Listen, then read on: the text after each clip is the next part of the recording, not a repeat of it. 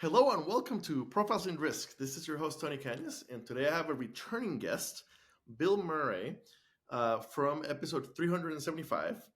Bill, thank you for coming back on the show. How's it going? Great. Thanks for having me. I appreciate it. Awesome. So back when we recorded last time, the kind of the topic was your career up to that point, and at that point you had departed from your last big carrier, and we're Mhm. starting kind of your new adventure. We talked about your career, some advice for people, and now a year later, just lots of movement.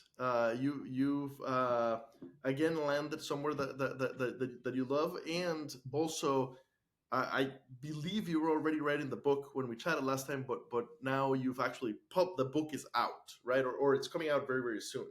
Yes. Perfect. So before we started recording, and when I saw you at ITC, we talked a little bit about all the layoffs that have hit the insurance and insurtech industry in the last year, and being a survivor of that kind of situation. Uh, what advice do you have for people going through it in our industry? Yeah. I think the title of our last time together was "Holy crap! Uncle Bill lost his job." So now what? Um, yeah. So I didn't consider myself much of a networker a year ago. But I did have a good LinkedIn network. I had a fairly well curated one. I don't entertain a lot of people. I don't just take every offer that comes in. Hey, I want to connect with you. And in being flattered. Oh yeah, sure, why not? So I make sure that the people that are there are people that make sense given what I'm trying to get out of LinkedIn, which is to have a fairly tightly focused network for just the situation I had a year ago. Um, so jumped right into that. So what I did is when it became very apparent, kind of surprisingly, that stuff was going to hit the fan and I probably wasn't going to be employed a lot longer. I jumped right in that night. I couldn't sleep, so I just got up and I spent 2 or 3 hours, about 10 until 1. I inventoried my list. I looked through and say, hey, who are the people I actually know that I would feel comfortable, saying what's going on and making a request. And so I did that, and then I pretty much just had a short snippet that I was copying and pasting. And it was, hey, I need your advice. I'm looking for help. Here's what's happened. Uh, you know, you know, would it be all right to talk? That kind of thing. And I was actually deeply moved by the time I went into the office the next morning. I had dozens of replies already, and I went from feeling like I didn't have a friend in the world to feeling very different. And it was truly moving to me. So people from different types of backgrounds that I connected with, volunteered. Hey, I'll talk with you. I'll tell you about what's going on. I'll tell you about my company and what they're looking for, that kind of thing. Some helped me get into people within their company. Others just gave me advice or shared situations they had. The key to everything. I'll keep this real short. Is that it's like fishing. In Wisconsin, I think you can legally have 4 lines in the water at once and not get arrested. So I made sure I had 4 lines in the water all the time. So some of them were people that were going to talk to me or introduce me to people. I was always looking at the LinkedIn job posts, even though people said, "Well, nobody ever gets a job from those." Well, if nobody ever gets a job from them, then why are they posted? Um, so the funny thing is that ultimately the job I got was from one of those posts. But without having all the other lines in the water, I probably couldn't have performed well enough on that interview because I would have been so desperate because it would have been, okay, this is the only thing I got to do it. I got to do it. And you just can't be desperate because you're going to have some weird interviews. I had some weird interviews with some top 10 carriers in the country where I was like, what just happened here? What are they looking for? Do they even know what they're looking for? And they have no idea what I am or how I work, and they've never hired anybody like me before. Um, so had a lot of that, but because I had so many lines in the water, it wasn't, it wasn't, me going and drinking quietly in a back room or something after every one of those went to heck. And some of them were outside the insurance industry as well. And I think that's something people have to be open to. There are other great places for people that deal in risk to potentially work. They just have to be open to it and have to be willing to adjust their resume for those situations so that it's not so insurance focused, but maybe focused on more of a concept that that employer would want. So, yeah, as it turns out, when I look back, I got the first interview request for the company I ended up with the day before my last day at my last company. Um, and the company I went with ended up with is called the Doctors Company, and they're historically have been in the medical practice liability line, so specialty insured, but they have a number of additional companies that they've built and taken on over the last decade or so that deal in risk, not just insurance, but also in risk. So the company's really good at the what we call the adjacency space, which is that Horizon 2 innovation. So I'm super excited to be there and super proud to be there. And shout out to Brendan and Jim for hiring me. Thank you so much. I tell you, when I went for the first interview, and I saw on LinkedIn, they tell you how many people have applied for it. It was at 110. So I was like, okay, this one's not going to go anywhere either. I mean, how the hell am I going to be better Just than ignore 110 that people? number. Well, it's hard when you're in it. So, but that's the way it worked out. And Tony, you and I talked a little bit in Vegas, but again, I want to share with everybody the message that you gave a month or two ago when so many people unfortunately lost their roles at Farmers. I think was just great. The timing was great. Thank you. It was very realistic. It didn't come off as crass. Um, you know, we need that sort of stuff to just to keep reminding us that, yeah, before I had this job, I had something else. So I got this one. Well, I probably got a pretty good chance of getting something else. So, it was really important for those types of messages to get out there and for all of us to support each other. So, and if there are any of those folks, please don't hesitate to reach out to me. I'd love to talk with you and offer whatever help I can. Thank you. One thing that you said just now that I thought was interesting is the interviews with top 10 carriers who who appeared to not know what they wanted, and I can totally see, as an innovation person, carriers are not great at innovation, right? It's not a core function historically of the carrier space. So coming from an innovation background, yeah, I can totally see how carriers don't have kind of a standard way or a disciplined way to think about innovation yet. Yeah, in fact, after one of the weird interviews where I knew it wasn't going to go anywhere, I actually went back and talked to the HR person and said, I would love to spend some time with you and talk with you a little bit about how to find people like me and actually how to hire us, because people like me are just a little different, little weird. They don't talk the way that like seasoned inside insurance people, underwriters and claims people and actuaries, we don't talk the same way because we talk in terms of outcomes, not outputs. So we talk about solution spaces, not necessarily products that we're building. And it's just a different kind of conversation. And some of these people, they seem to be talking the right words, but it's like they read the brochure, but they really hadn't lived it yet. And so I think, in insurers and in innovation, to use was it a Simpsons line or I don't know, but it's like it's the story of the mule with a spinning wheel. Nobody know how he got it, and darn it, he knows what to do with it. And that's still a challenge for a lot of companies. And so depending on your specialty, you may run into some of that. You may have to help educate the people that are hiring what it is they're looking for. In fact, one of the outfits that I was interviewing with, I actually helped them write the job description for it. They then got a little bit of cold feet and ended up hiring somebody with a lower kind of a skill level. But it was still kind of funny. She sent me the job interview a week later. And I said, wait a minute, this sounds familiar. Wait a minute, these are words I use. And she had actually just written down what I had said and just like written it up. So I was like her chat GPT apparently. But it was flattering, that's for sure. And I think that's going to happen more and more as technology continues to change, right? I can imagine like an AI person interviewing at an insurance company where they all know they want it, but they don't speak the language yet. Yeah, because there'd be a new set of jargon and thinking that maybe hasn't been embraced by the parent company yet. So there'll be some barrier or some bridges to build. And actually, your search was extremely quick. You ended up within a couple of months. Fantastic for you, but for the listeners, it is very common in our space for a job search to go 6 months, 9 months. Mm. It is not uncommon. We're just slow at hiring. Um, so the book, Mhm. Enquire to Inspire. Yes. What's the story of the book? How did it happen? What's it about? And I believe it just came out, or is it coming out very soon here? Both. It's sort of out.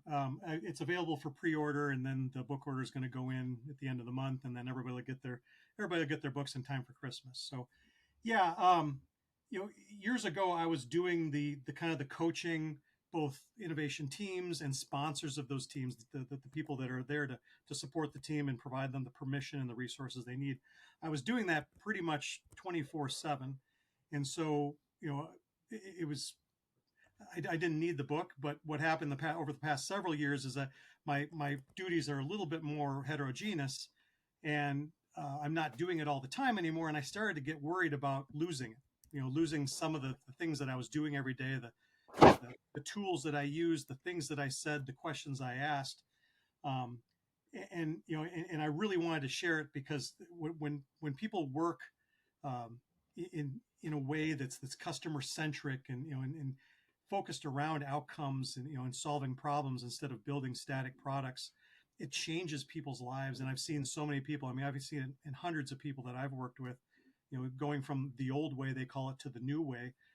They just don't want to go back because they see the benefits of their work every day. And I didn't want to lose that. So I think first and foremost, I wrote the book for me. So I didn't. So I mean, even if I only had one copy, that would be all that I really needed, because I wanted to make sure I didn't lose it. And I could go back to it and I could go, yeah, that's what I used to ask. That's what I used to do. If and when my business or my work becomes a little bit more homogeneous as it used to be. So wanted that to be out there, but really I wanted to support people and organizations that wanted to truly become leaders, not managers.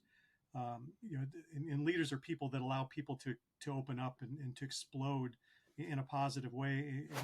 And I want that for as many people as possible because I've seen it for me, and as I said, for so many people.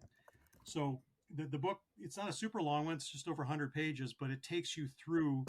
Uh, for a sponsor, at least, ostensibly here, how you go from deciding who you're going to have on your team, what you're going to do, how you're going to support them, that kind of thing, all the way through to how do we finish up a project, how do we get people continuing working on these kind of projects, uh, and how do I build what I've learned as a sponsor into my organization so I'm not just this lone wolf out there asking questions.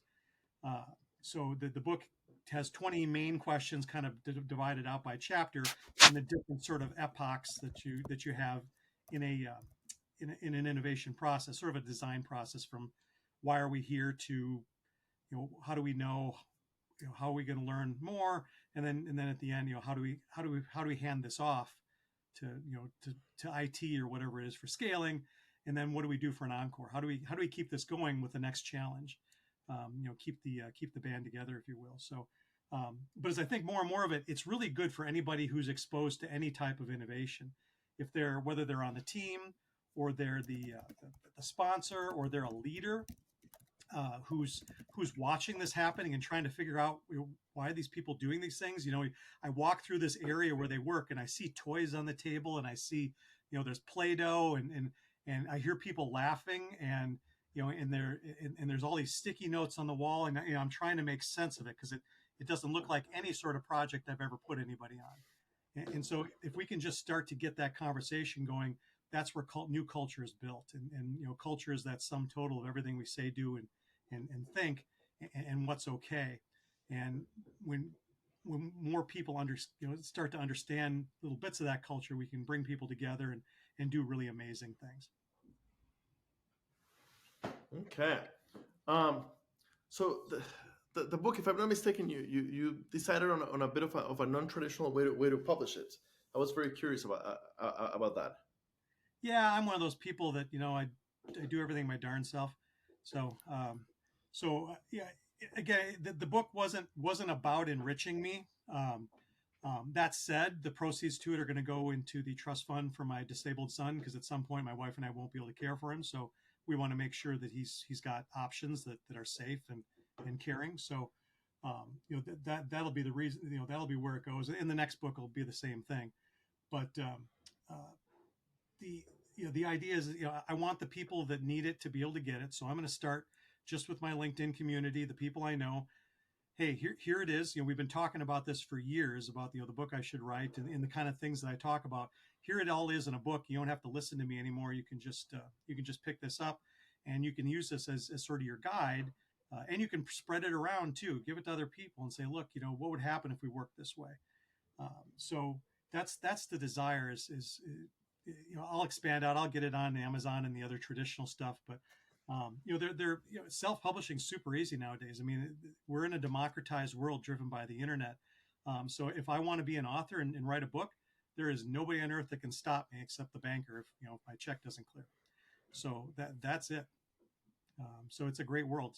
Anybody can share anything they want and not be held back by some editor who doesn't understand what's going on. So, and one other shout out is to, and I think Tony, you met him as well, Sam Gerasi. He's been vice president of strategy at American Family Insurance for about 12 or 13 years, and he was kind enough to write the foreword to it. So he did a great job of that, kind of coming from his strategy point of view, and also back when we worked together, he was one of our executive sponsors of our innovation program. So he's got that great view from the top, looking down into it and saying, hey, what's going on here, and how can I support it? Okay. For now, where can people pre-order the book? Yeah, it's the cool thing is I'm working with some friends of mine in the UK. I volunteer with them in sort of an incubator there for entrepreneurs, but a couple of them got together and they said, hey, the existing sort of crowdfunding Kickstarter sort of things kind of suck, because you put some money in and then maybe 6 months or a year or 2 years later, something comes out, or seems way too often, you get nothing and you don't get your money back.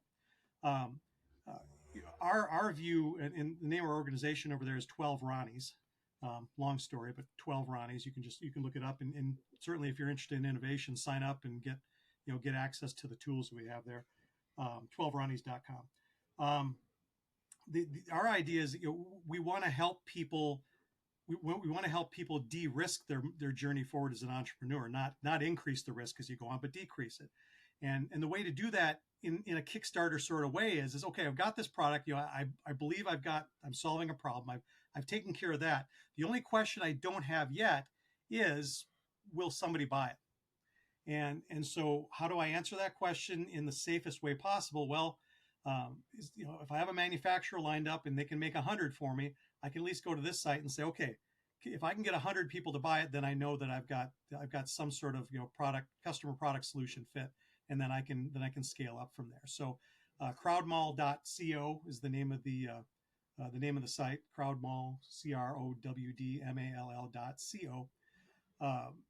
We've got 3 products there as sort of the beta test for the platform. It's going real well. It's where you can go and you can see these kind of products, but you actually have a great chance of getting your product and over a very short period of time, usually just a month or so, not months or years. And your credit card doesn't get charged until the person actually hits their minimum. So you don't pay a dime until something actually gets shipped, which is great. So it's all about transparency and that sort of stuff. It's a cool idea, and I hope it goes well. But that's where it is right now, and they gave me the opportunity to be one of their beta testers, and it's a real nice, super easy. It's built in Shopify, so it's a very familiar sort of interface for anybody who buys anything online. So it's just it's been great. It's been a lot of fun. Okay, so available for pre-order now, and likely getting it before the holidays. Absolutely. And I'm looking, to not end it there. Is I want to start some conversations with this book. I want to build a community because it's hard for people to make that transition from manager to leader without support around them. So for those lone wolves who want to go out there and be that authentic leader, want to make sure that we've got people around them and we've got people, let them know they're doing the right thing and can support them and help them in that journey and help them then to transmit that to the others around them.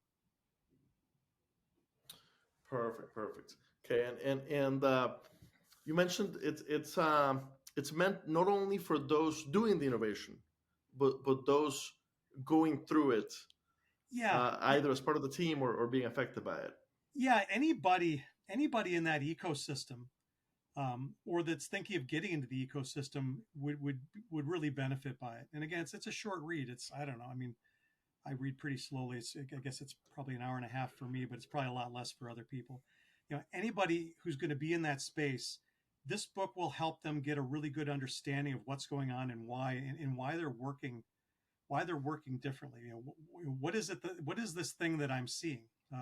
Give them a little bit of a cheat sheet at least, and give them an opportunity to go and ask some questions. So instead of walking by that strange table over there in the West Wing that's got toys and Play-Doh on it and sticky notes everywhere, maybe they stop now and say, "Hey, what's going on here? Tell me about the problem you're trying to solve." They could start asking questions right out of the book. What problem are you solving here? And that could start their journey too. It all starts with a question. Everything, all wisdom starts with a question. Okay, I bet we have tons of listeners interested in the innovation space and no idea how to start that process. So that makes a lot of sense. Yeah, awesome. And I'm happy to talk to anybody. Just reach out. Get me on LinkedIn, and let's have a conversation. I'm totally a nerd on this stuff, and I welcome any conversations because these conversations make me better. When I can talk to someone about what they're doing, and get a chance to ask them questions and understand what's going on in their area, it makes me better too, and it adds to the stories that I can tell. Because those are the things that truly help people move is when, not when I tell them to do something, but I tell them about how someone else conquered a problem they had. So I love these conversations. I love to help out where I can, and the pie gets bigger for both of us when we do. Awesome. When this goes live, I'll include your LinkedIn profile in the show notes, so easy to find you. Thank you so much for taking time to tell me about the book today. Thank you so much, and thank you for your support. What you did for me last fall may be something you do every day for people, and you may not realize it, but it helped my morale, and it helped made me feel like I was getting the word out, and I was doing things. I was doing what I needed to do. So I appreciate that so much. My pleasure, and so is my family, by the way. Thank you. For anybody going through that career change within insurance, chatwithtony.com. Always happy to chat. Thank you. Thank you. Perfect. So